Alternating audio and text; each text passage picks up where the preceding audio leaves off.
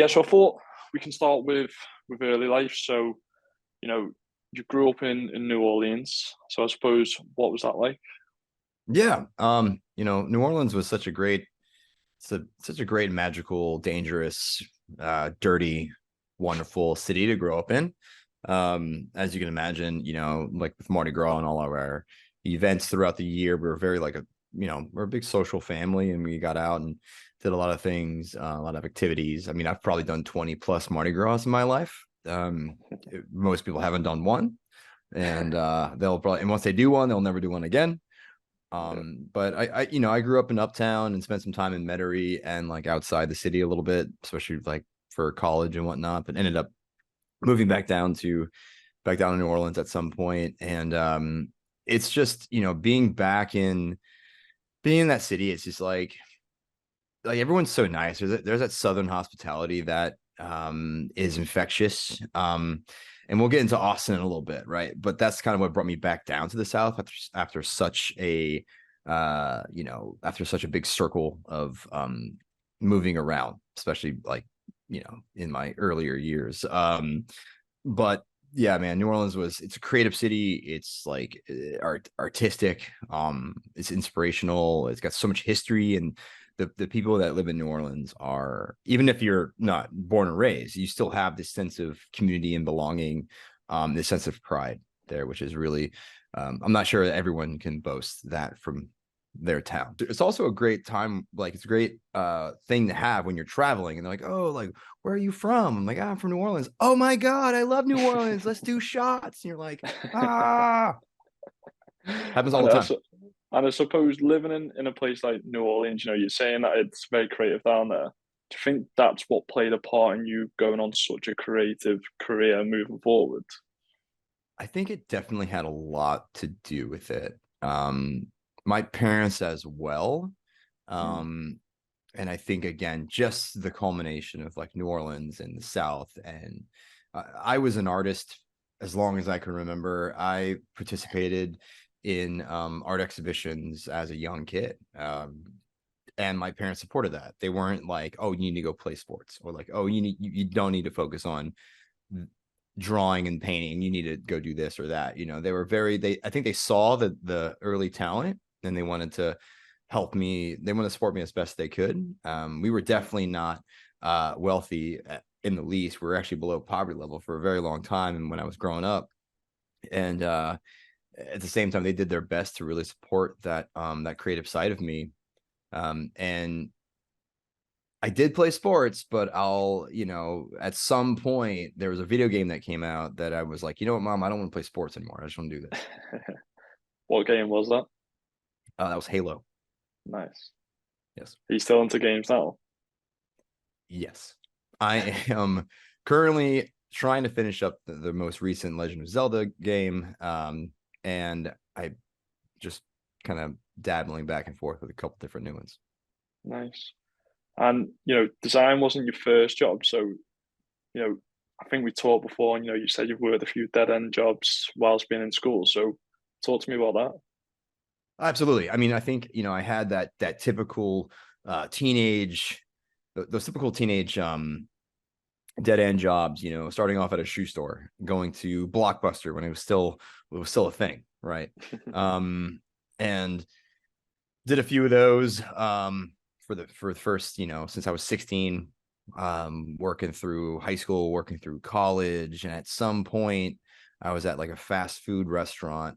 Um, and I was let go for reasons that I did not agree with per se, but I made a phone call to my brother who was working in the kitchen of like a wing restaurant, bar and restaurant, and I had been in there several times because he was working there, and it's just kind of fun to go do your schoolwork at a bar and restaurant with your brothers at, right?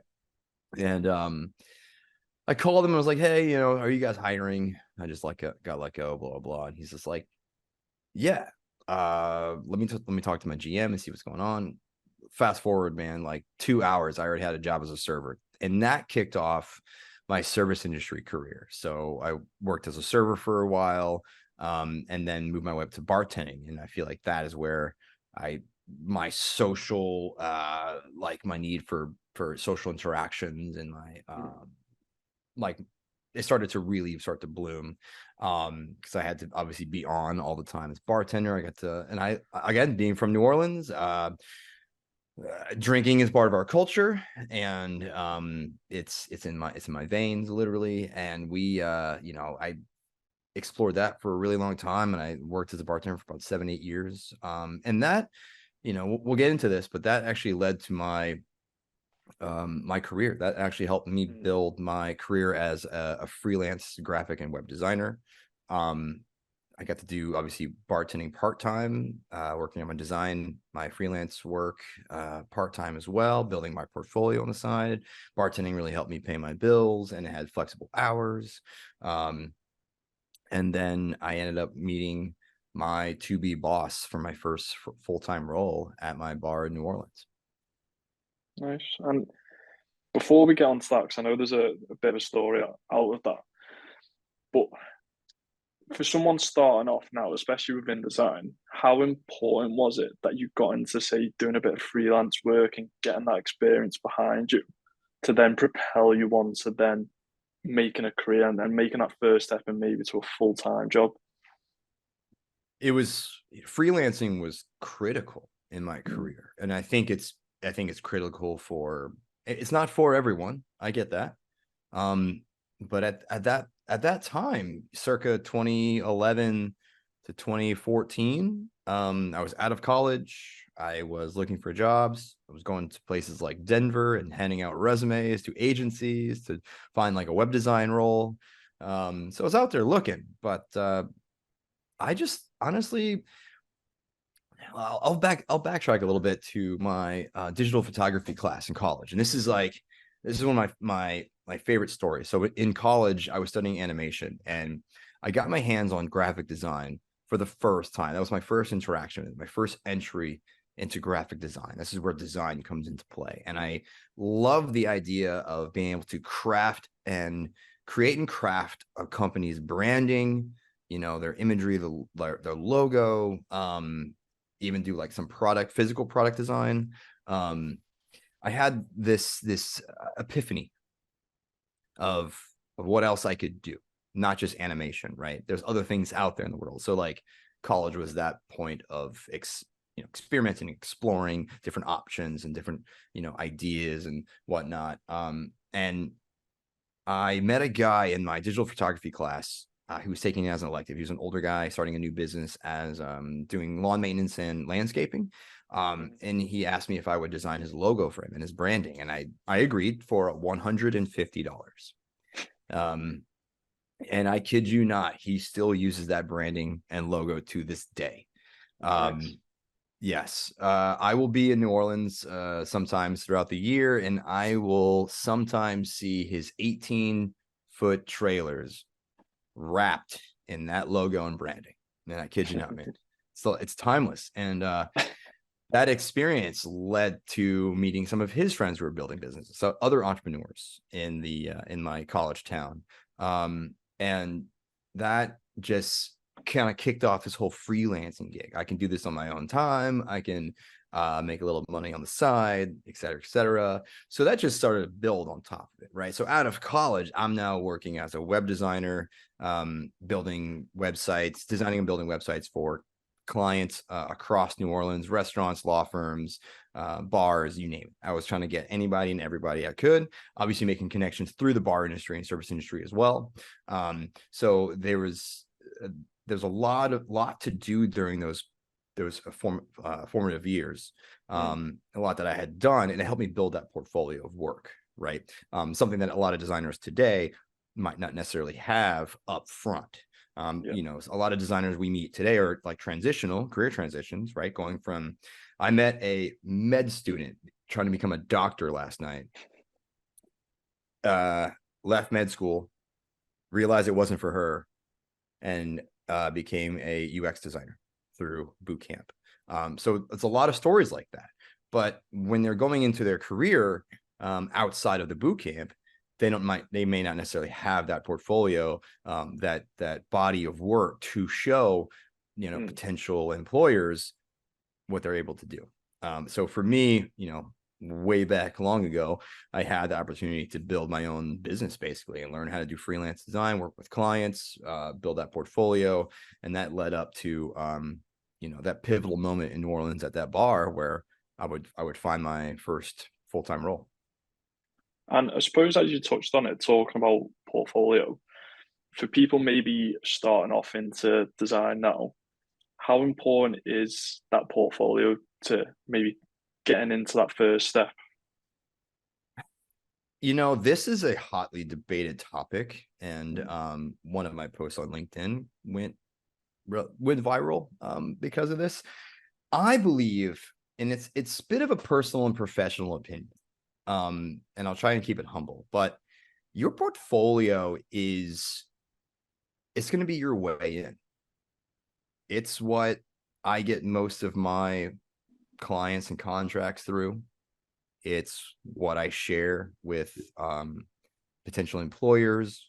It's a way to express yourself both personally and professionally. You should be, I believe that you should put the time and effort into your portfolio to make it not just stand out, but make it about you, make it about your work, be passionate about the career that you're in, be passionate about the work that you've done, even if it's not the best, even if it was a long time ago. It's still a part of your own journey, and your website's supposed to represent that. Your website, your portfolio is supposed to represent you as a designer. And I hand built my website and portfolio over the last 10, 11 years. I don't recommend anybody do that because it's crazy. It's a lot of work to maintain, but I was personally passionate about my own portfolio. And then at the same time, I don't really have case studies on my website. I have examples. I have some imagery from past work. So when I go into an interview process, I usually have a presentation or a deck prepared with those case studies, with those case studies fleshed out and whatnot in my own way. So yeah, but it's honestly the portfolio, especially for entry level, getting into this field maybe for the first time, trying to find that first role. It's your way in. It is. That's one of the first things that we're gonna, as hiring managers, we're gonna look at is your portfolio. And it's challenging because sometimes people don't have the means to put in that work to pay for those really expensive templates, right? And much less like you might be a parent, right? That you don't have the time to put in. So there's like some ways around this. It could be an entirely different episode, but there's some ways around using the 7 templates that are available, following your best practices that you can find online, keeping things very simple, to-dos, or do's and don'ts. Follow me on LinkedIn. I usually post about portfolio stuff. So all that. Nice. And I suppose next for you, it was moving on to university. And I know for you, university was a bit of a blur, but I suppose what did it teach you to be able to go in and to perhaps meet new people and build new communities? Yes. For many reasons, college is a blur. It was quite a while ago. College for me was it was 5 years long. I ended up partying too hard my first year, and then I ended up trying to double major with animation and graphic design. I ended up leaving after 5 years with just the animation degree because I was kind of tired of school. But that was really my first experience as an adult, put those in air quotes, as an adult, into meeting new people, getting that interact with new people, just being able to really put myself out there. And that I feel like helped shaped me as I learn to like approach strangers, right, and talk to different people and interact with the world again as an adult, in quotes, right? Once you go to university, once you go to college, it's like you're unleashed to the world, right? So you make mistakes, you get to learn from those mistakes, you get to almost like practice how you interact with people, you get to hone that skill of social interaction. And I met such amazing people in college and I had a really great time. But I've done a lot, between now and then. So I had to replace some of those memories with others. And I think it was here when you picked up your internship as well, wasn't it? So It tell us a bit was, about yep. that. Oh my gosh, yeah, the internship. Oh my gosh. So as I mentioned, the my buddy with the landscaping company and the logo design, right? So that was during my maybe second or third year, I would say. And a part of my curriculum was to do an internship. That was part of it. And so I ended up finding a local ad agency owned. It was, yeah, women owned. And they had one other male employee besides myself. His name was Vlad Siknikov. I'm gonna name drop him because he's a good friend of mine. And he was their videographer and webmaster. That's what he did. I think he was a contractor for them. Really smart guy, and we ended up hitting it off. Maybe because we were only two guys in the office, but we ended up hitting it off really well. And I was at this time starting to become really more interested in emerging tech and software and like web design and other things beyond just graphic design. I just had to do the internship, obviously, for my curriculum, but he ended up teaching me a lot about web design, web development, videography, other things that I was interested in. Building a personal computer, differences between Mac and PC, things like this. Like things you're learning as when you're younger, right? And really the difference between the iPhone and Android and that whole shebang back then. But he taught me a lot, and I ended up leaving that internship as a graphic designer, and I think I became a web designer after that point, learning how to design and build websites, and that turned into adding to my toolkit, adding to my skill set, my arsenal. And then you moved on. So I know there's a bit of a story behind this. So tell us about the first time you got your first full-time job within UI UX. Yes. At this point, it was circa 2014. I was bartending in New Orleans and also working as a freelance web designer. At this point, I had several clients. I had restaurants, bars, law firms. I was in a good place. I was doing 50-50, 50% web design, 50% bartending. Bills are being paid.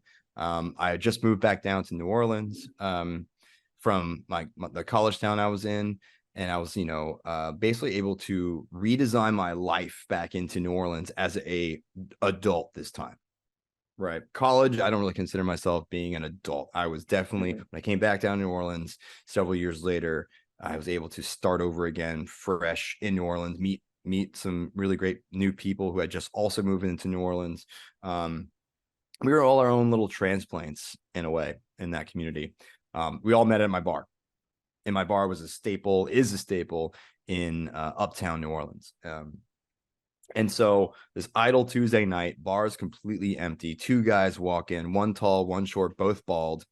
They sit down at the bar and they are chit-chatting about emerging tech, apps, software, AI, what it was back then, things that I'm really interested in and things I'm trying to get into. And then I'm also at this point as well, like kind of dabbling in app design. So this is, the iPhone was released in 2007. So it's kind of a part of that as well, like growing up into that. I remember internet when it was dial up, right? Like, so being that this nexus of things that are happening simultaneously as I'm coming into becoming, a UX designer, product designer, whatever. So it's all these things, all these pieces are just falling into place for me over the years. So these two guys are sitting at my bar, idle Tuesday night. And at some point I'm chit-chatting with him and like probably drinking with him at this point. The bar was slow. No one else was in there. Right? It's like 2 a.m. on a Tuesday in New Orleans, which is normal.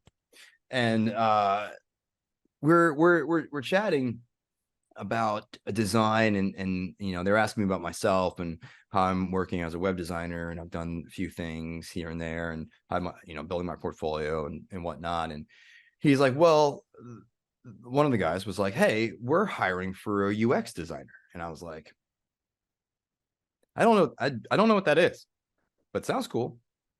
So I wrote my Yahoo email napkin. I wrote my Yahoo email on a napkin and I gave it to him. And I'm like, I'm never going to hear from this guy again. And lo and behold, the next morning, he emails me, "Hey, Kasey, it was great to meet you last night. Here's the link to our application for the UX role at Randall, which is the app design development startup."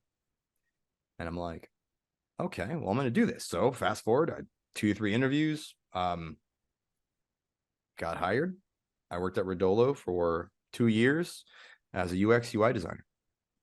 And how was the transition from that? Because I imagine it's going to be very different from being freelancing, bartending, and then going into maybe a 9 to 5 full-time job.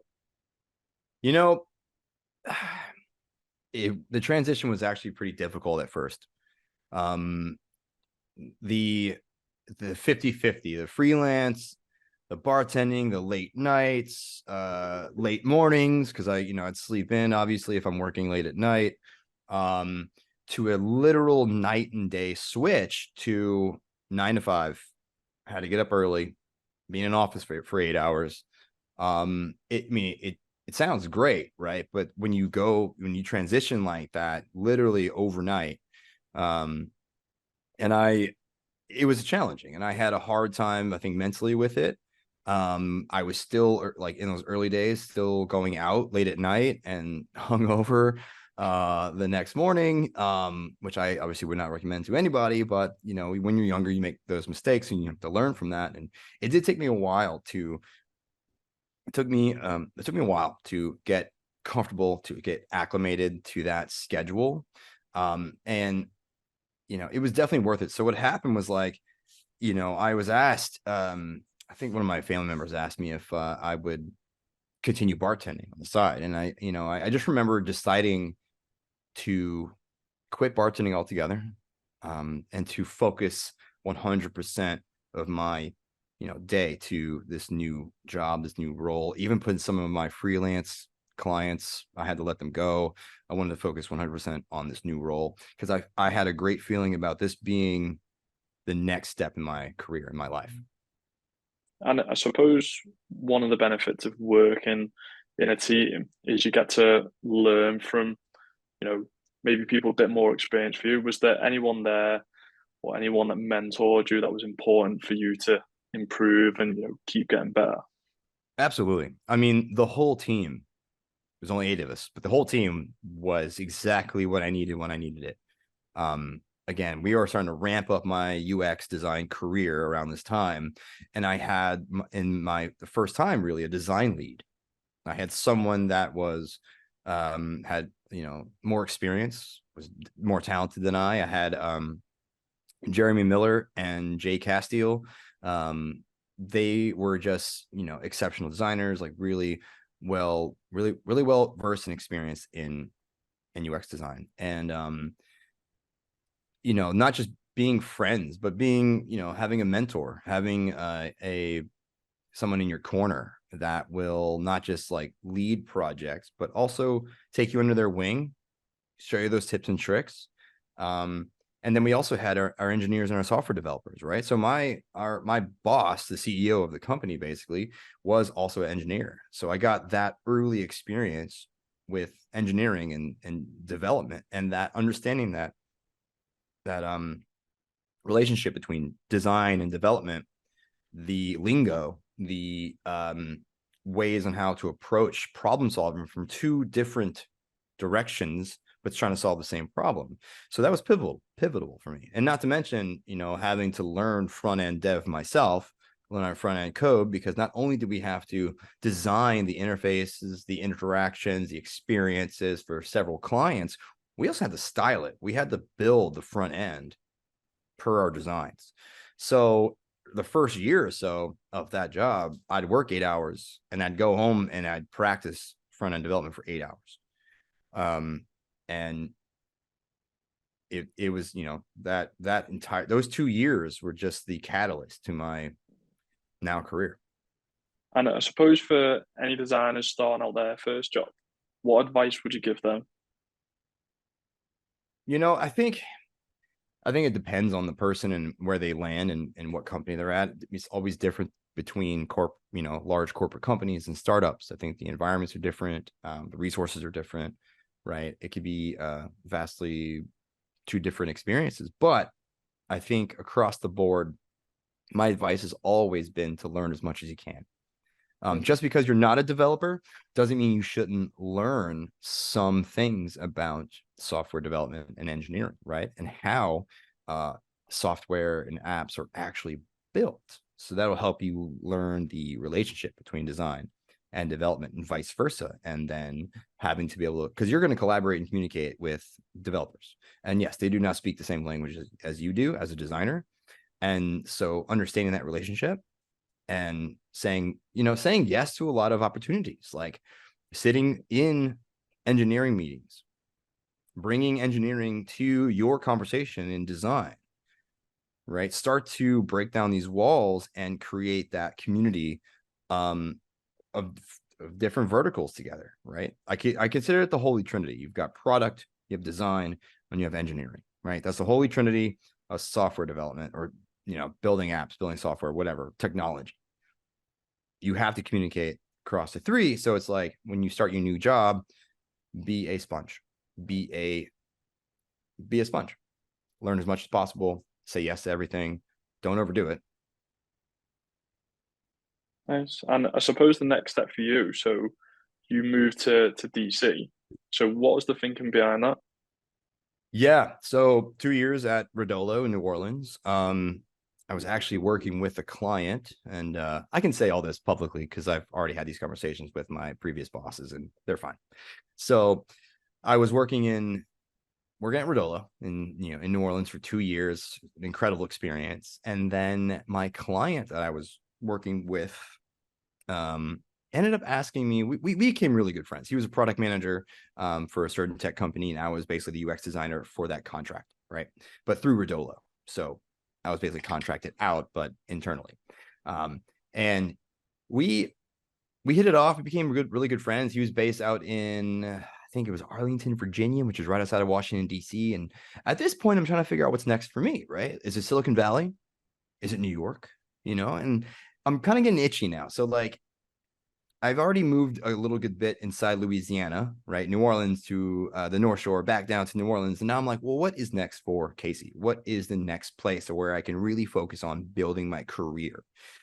Design and tech wasn't necessarily prevalent in New Orleans. It's like 75% service industry. So I was looking at moving, right?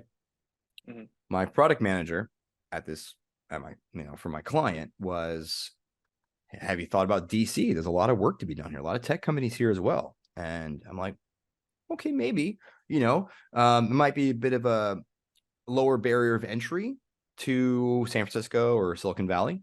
Even though that was kind of the early dream, right? To go work for the Facebook, go work for the Google, all, building, building big tech, basically. I ended up interviewing with a tech company in DC, got the offer. It doubled my salary overnight, and I accepted it. My boss was super happy for me. He actually lived in DC for 12 years himself. And he was super supportive about the whole move. He gave me places to look at living, and gave me some recommendations. So it's this line of support that I had to go to DC to basically start fresh again, and then help. DC was a way for me to redesign my life going forward, for because I personally seek growth. I seek new experiences. And once I had scratched that itch of like trying, moving around Louisiana, and then I was like, well, what's next for me? And DC was exciting. It was a completely strange town. I've never visited before I moved, and it was I didn't know but maybe two people in DC when I moved. And we drove up, took a little 2-day road trip, my brother and I moved in January 1st of 2017. And it's funny, fun story, right after Trump was elected president, I moved to DC. So that was interesting dynamic. Well, how was that Trump in power? How was DC at that time?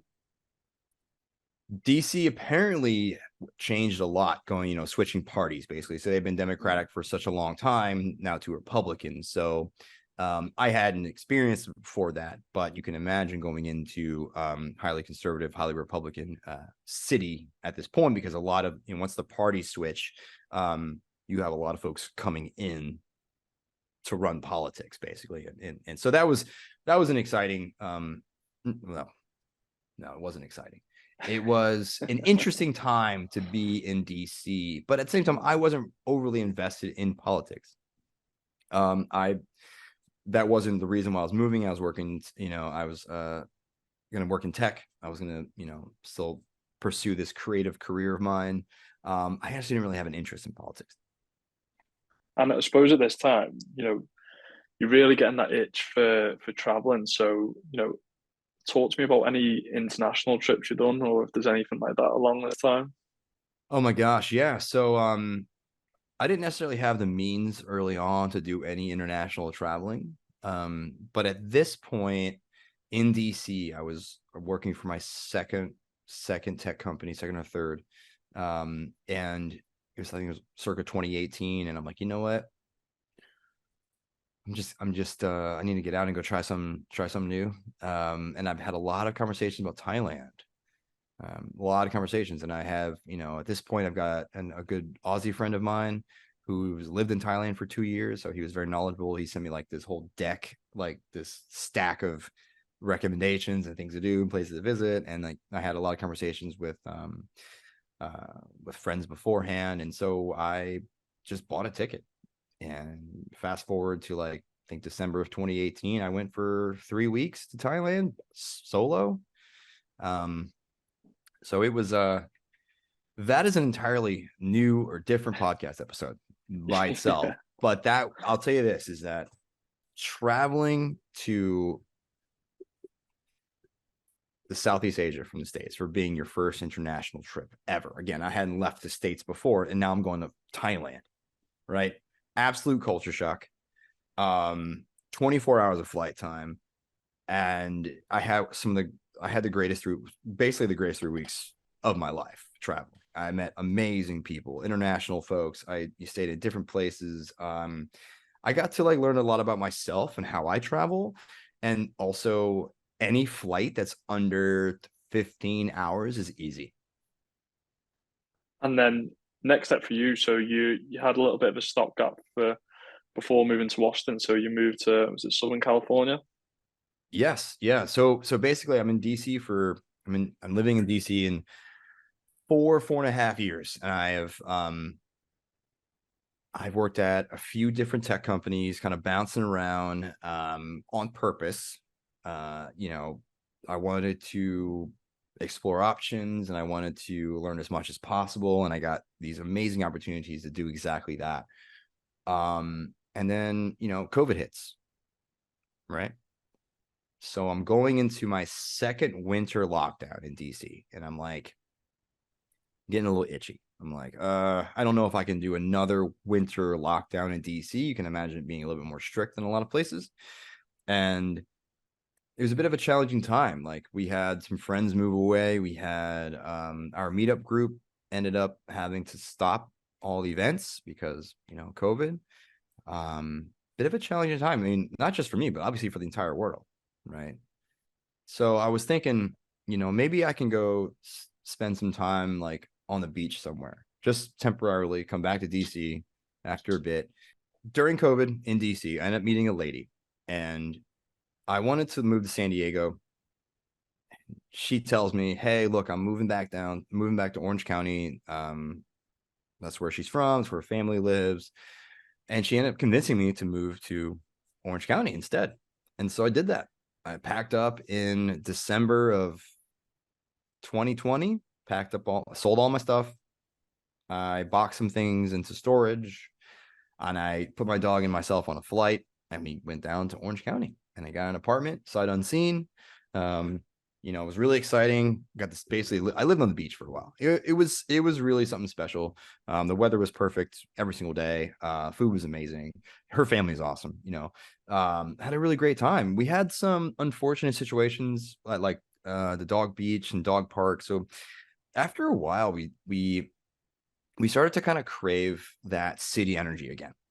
So about 6 months into it, 5, 6 months, I'm like, yeah, what's next? Again, it's beautiful, it's beaches, like people are really nice, food's really great, but I wasn't really necessarily meeting a lot of people, and there was still COVID, there were still regulations and things like that, but I was just getting itchy again. I'm like, I feel like I was missing something. I needed to be around a lot of people in the city. I needed to be around the energy again. I need to find that. I had it in New Orleans, I had it in DC, I don't have it in Southern California. And you know, and so at some point I'm talking to my Aussie buddy who now lives in Austin, Texas. And same guy from DC. Now he's now in Austin. He's like, hey man, look, come visit me for a weekend and see if you like it. And I had visited Austin previously, like 10 years ago, but I just remember like one street basically. So we went down for a weekend and they showed us a really great time. We had a really great time. I was immediately convinced. I was like, this is the next place for me. What was happening was Austin was kind of, it was more affordable at the time, right before COVID. And so everyone goes remote. And then they're like, wow, we can go move to Texas, all these Silicon Valley, New York, like all these tech people. We can all move to Austin, save money, buy houses because they're affordable, and have fun because it's a really fun music-oriented city. It's a really great spot. And millions of people moved here. And I was one of them. And that's what happened. So, housing market went up, went crazy.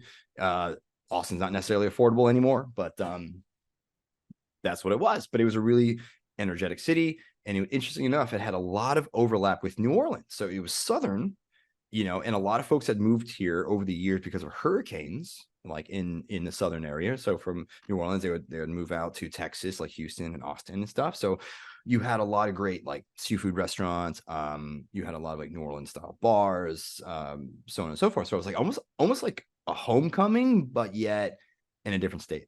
It's just a lot of familiarity here. And so yeah, so basically that was it. That was Southern California. So 2 months later, after visiting Austin, I packed all my shit and moved. And then I think it was here. Did you land a role with a fintech startup? It was actually let me give me a second. I'm trying to think when that actually happened. Yes. Yeah, so it was in Austin when I ended up landing my new role as head of design at a fintech company based out of Ohio. And I worked there for about a year. Nice. And I suppose you head of design. Was this your first step into a bit of a more senior role within design?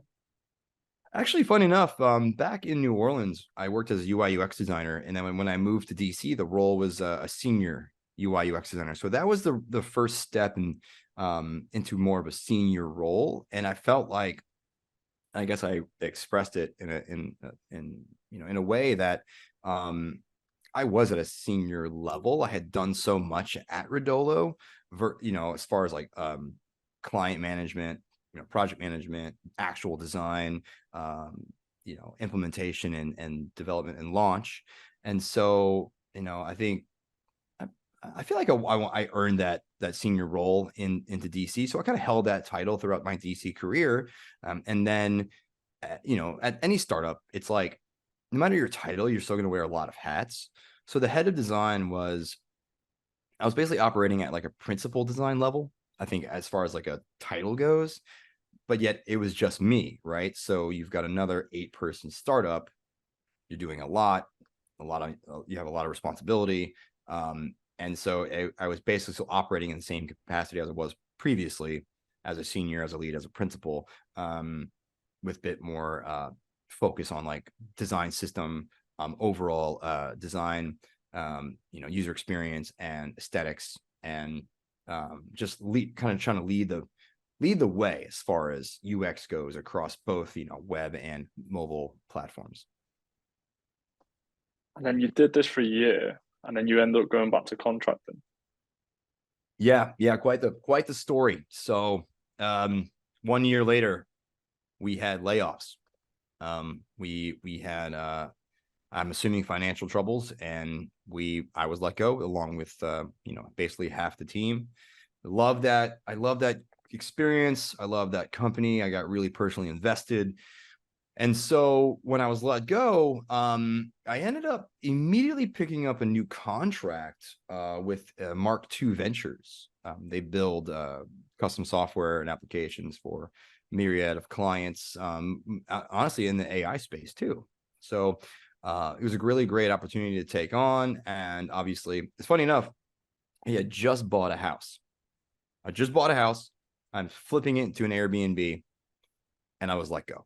So I was like, well, at least I've got the time now and the freedom to get this house up and running and get it listed. And then picked up a new contract through a good buddy of mine at Mark II Ventures, worked with them for a while. And then going back to the freelancing and contracting Kasey, I was able to just work my network I had built already and pick up new contracts here and there. Ended up getting one at Seismic Software. I was there for about 7 months, and then I picked up a few more after that. And it's really just been through who I know and who really what companies actually need product design and UX design assistance. And so I'm always looking for the next thing. And I think it's cool as well because kind of going back to the start of your career where you've gone into the freelance, you've gone into the full-time work, and then you've been able to flip that again to then go back to freelancing slash contracting. I suppose, what are the benefits to anyone listening of being able to introduce back to that freelance work in that kind of time, especially in a time of layoffs? A lot of people experience that now. So I suppose what would be the benefit to those people?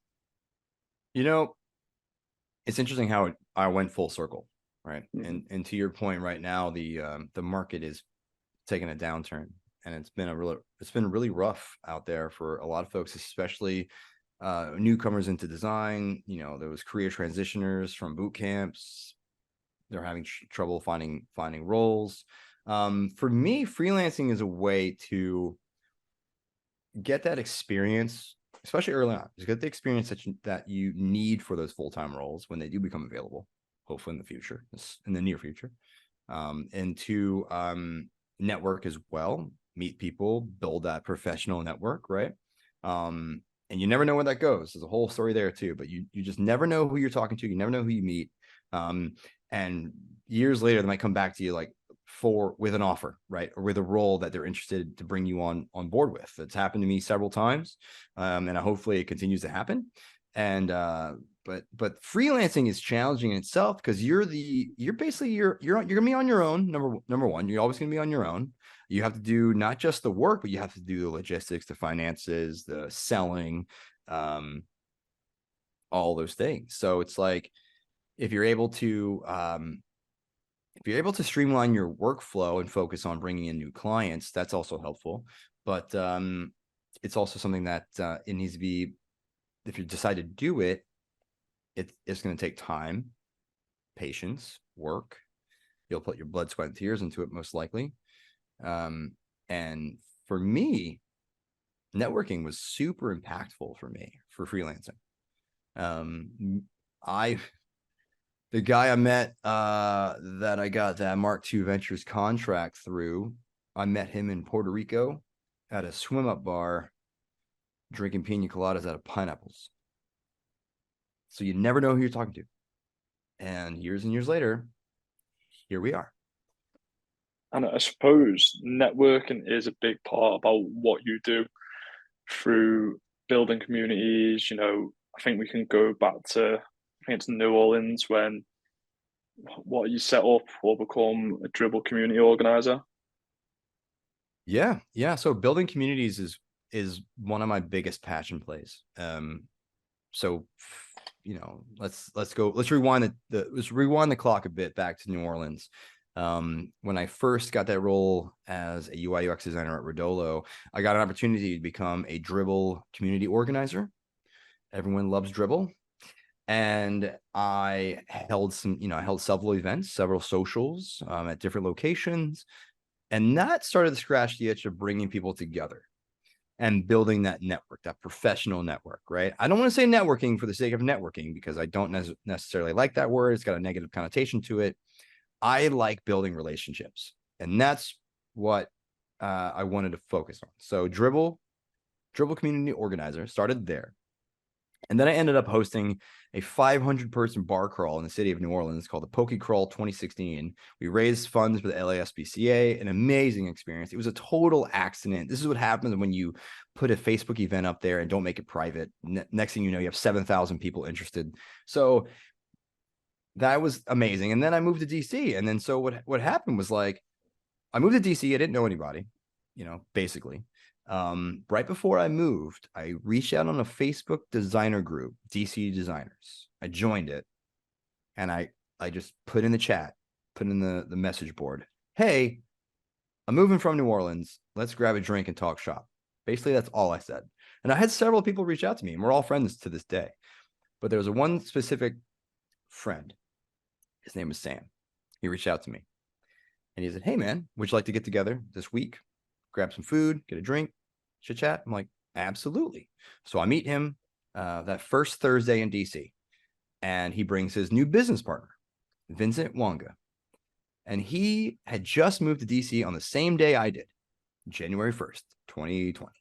2020? No, 2017, January 1st, 2017. And we hit it off. We're all still great friends to this day. Vince and I ended up going to several meetup events in Washington, D.C. And we had fun. We met some really great people, but we didn't really necessarily find what we were looking for. We were looking for a creative group that had a really great sense of belonging. And we didn't really necessarily find it. It's mostly those social events, those 20s and 30s, meetups, which are fun. They're fine. They do what they do. So we ended up taking over a meetup group that had maybe 25 members and 0 events. We took it over. We rebranded it. We renamed it. That's what we do. So we were in Washington, D.C., and we called it District Creatives, D.C. And we held our first event. It was a happy hour. And it ended up, I think maybe we had 20 people show up. By the end of it, by COVID, we had nearly 3,000 members and 30 plus events. Nice. Yeah. And this carried on, didn't it? So you moved to Austin, and I think that's how we met. So Right. tell everyone a bit about the group like yourself there as well. Sure. So I had scratched that itch, right? So now I'm like, well, building communities is not only a great way to build relationships, meet people, have fun. It's also a great way to make friends in a new city, especially when you're in a new city, when you've just moved to a place that you don't know that many people in. And I'm an extrovert by nature. I understand that, not everyone is, and that's okay. But, getting out there, networking, or, building relationships, as I call it, making friends, making connections, it's super imperative to both your professional career as well as your mental health, right? Being social and getting out there in the world, especially after COVID. I mean, we were all locked down for 2 years. So, fast forward from DC to Southern California. I just moved to Austin. I'm not even in Austin yet. I'm on a road trip down to Austin. I'm in Marfa, Texas, which is like 7 hours west of Austin. I'm in this beautiful Airbnb by myself with my dog. And I'm just sitting there one night eating this lovely pork chop. And I'm just like, I'm going to do this again. I'm going to do this community thing again. I'm like craving it. I'm moving to a new city. I don't know that many people in. It's just time. And now I had this feeling, this sense that everyone's just scratching to get out. We're now starting to come out of lockdowns. We're starting to get the regulations starting to ease up a bit, right? So it's like, what was it, August 21? We're finally starting to get back to our normal lives almost, or the new normal, really. And that night in Marfa, I got on Meetup, started a whole community, not a community, I started a whole new page, and I called it the Austin Tech and Experience, ATX, Austin, Texas. we ended up renaming it to Austin Tech and User Experience to clarify it further. That's Tech and UX. And I launched it, started getting a few members here and there, ended up moving to Austin, and maybe a month or so later, I hosted our first happy hour social. And 2 years later, we're now at 1,600 members with 24 plus events. And I suppose for anyone looking at joining and anyone that's not done it before, what socials activities do you get up to within the group? Oh my gosh, yeah. So we started off with doing social events because those are the easiest to do logistically. You kind of just show up at a place, a bar, and you just go from there. I like to inform the bar that we're coming. It's actually it's rude if you just kind of show up with a group of people. So inform the bar that you're coming. So we start off with socials. We start off with happy hours at bars. And then I started the ATX Coffee Club, which is our morning happy hour. This is something that we didn't do with District Creatives. We didn't really do morning events. We had done previously in DC, we had done the socials, right? The happy hours. We had done presentations. We had done panels, speaking engagements. So those, usually they're in the evening at night, right? Now we get the Kickoff Coffee Club at a local brewery and cafe called Lazarus. And it's every other first Thursday. And that ended up becoming my favorite event. So adding an additional type of social event onto our roster, right? Our event types. And then at some point, we organically brought on Capital Factory as a partner. And they wanted to host us at Capital Factory. And that gave us the opportunity to host and have our educational style events, presentations, panels, speakers, workshops, things like that, which during COVID or after COVID really was hard to find because buildings and businesses had their lockdown procedures. And when we were in DC, I had an office with that type of space. My co-founder had an office with that kind of space. So we had those places to do it previously. But the challenge was post-COVID is that now I'm working remotely 100%. I don't have those office spaces. And how can I hold these educational events? We tried them at bars every now and again, didn't really work out. So when Capital Factory came around, they solved our biggest problem and gave us a space to host. So now we have socials and our educational style events. We have 2 events a month right now. We have 2 more in November. We have Coffee Club coming up, and then we have our last and final Capital Factory event for the year. And then next year, we're going to actually switch things up a bit and go back down to 1 event a month so I can keep my sanity. And for anyone looking to find this group, where can they find you? We have a website, austintechandux.com, LinkedIn and Meetup as Austin Tech and User Experience. And then on Instagram, we are atx.meetup. And I suppose what's next for you? So you're doing your design work right now, doing your freelancing, and I know as well you've got your Airbnb as well. So you've got the property. Is it Southern Austin? It's in Hill Country. Nice. Yeah, it's in Canyon Lake in Hill Country, Texas. I'll tell you what, there's a bit of a story behind that as well. So talk us through that. What got you into setting that up? Oh, geez. So, I mean, I think as creatives and entrepreneurs like you and I think we're always looking for that next thing of passive income or another challenge, something new. I was really looking for that next challenge. And design was one thing, but a in real life experience like an Airbnb, like a short-term rental was now becoming more in conversation with my friends and I. My co-founder of District Creatives, Vincent Wonga, had ended up acquiring a property in Asheville, North Carolina, and ended up doing that thing. And then that inspired me to pull the trigger and get this house out in Hill Country, Texas, right near a lake, and turn that into an Airbnb. And I just wanted to create an experience for people in real life, and add that to my portfolio. Basically, now I'm outside of design. Now I'm gotten like these real user experiences in real life, right? pulling that into my portfolio, you can end up, building really great wealth that way. And that's what I wanted to explore. So that's my first property.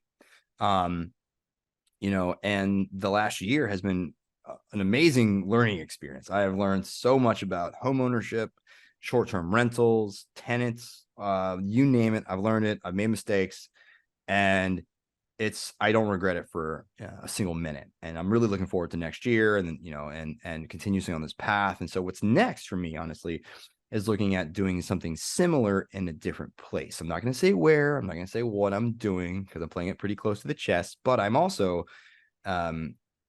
building an clothing, an apparel brand as well. So it's really about, again, exploring those challenges, keeping myself busy, and potentially one of these things will pay off in the end. And I suppose with the apparel, so is there anything that you've learned throughout your career which has helped you into setting this up as well? Absolutely, yes. So, from a design perspective,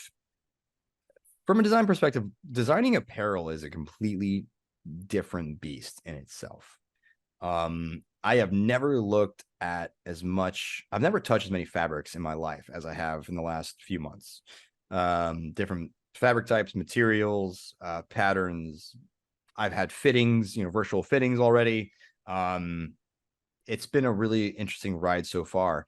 And it's just how clothing is made is just completely different. But what I did bring into it was some print design work. So I've always, for the longest, as long as I can remember, I've always designed t-shirts and merch and had those printed. So I kind of understand the printing process, how different printing processes affect different materials and vice versa. And then being able to, basically print anything onto any material is like really important. You can find out what works, what doesn't work, kind of go from there. But as a designer, you're able to create a concept for the pattern maker or the manufacturer to like follow your specific guidelines, your designs, and then they bring it to life. So being a designer has really helped us in that, because we're just leading the way as far as designing the clothing itself. And I suppose for anyone looking to bring on a freelance designer, where can people find you? Yeah, well, if they're they got a company, they need help, they got a product, I'm available starting January. You can find me at CaseyRandall.design. You can find me on LinkedIn at just Kasey Randall, Instagram, Toasty Cheez-Its. And you just Google my name and I should be the first page.